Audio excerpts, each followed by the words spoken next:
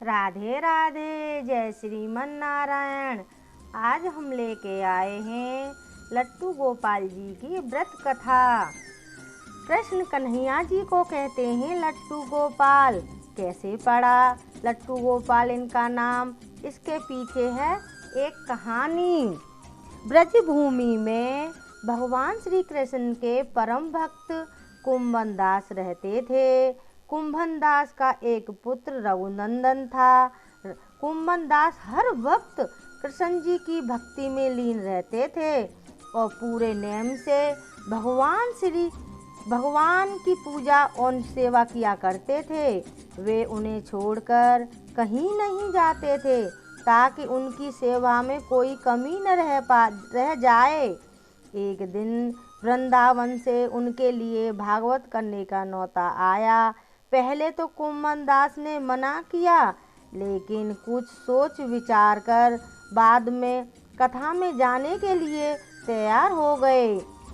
उन्होंने सोचा कि भगवान की सेवा की तैयारी करके वे रोजाना कथा करके वापस लौट आएंगे, जिससे भगवान का सेवा नियम भी नहीं छूटेगा। और उन्हें अपने पुत्र को समझा दिया कि वे भोग तैयार कर चुके हैं, तुम्हें बस समय पर ठाकुर जी को भोग लगा देना है।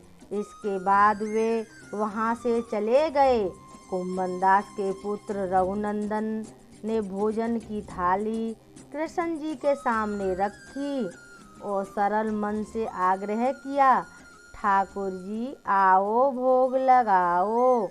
उसके बाल मन में यह छवि थी कि वे आकर अपने हाथों से भोजन करेंगे, जैसे हम सभी करते हैं। उनके बार बार आग्रह किया, लेकिन भोजन तो वैसे का वैसा ही रखा रहा।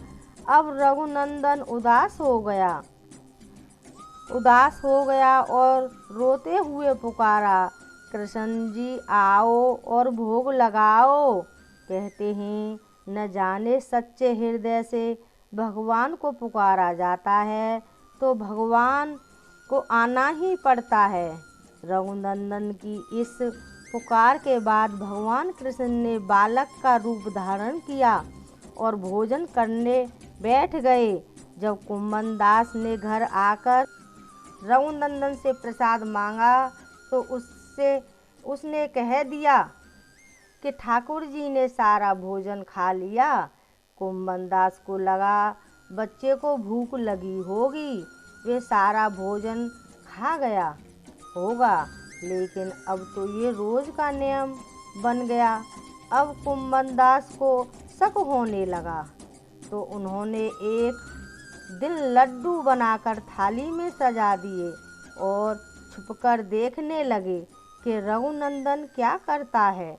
रघुनंदन ने रोज की तरह ही भगवान कृष्ण को पुकारा तो वे बालक के रूप में प्रकट होकर लड्डू खाने लगे। यह देखकर कुंभन दास दौड़ते हुए आए, प्रभु के चरणों में गिरकर विनती करने लगे। उस समय ठाकुर जी के एक हाथ में लड्डू और दूसरे हाथ का लड्डू मुख में जाने को ही था कि वे जड़ हो गए। उसके बाद से उनकी इसी रूप में पूजा की जाती है और वे लट्टू गोपाल कहलाए जाने लगे। बोलिए लट्टू गोपाल जी की जय।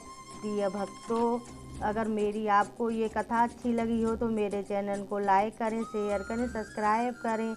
जय श्रीमन नारायण नारायण। राधे राधे।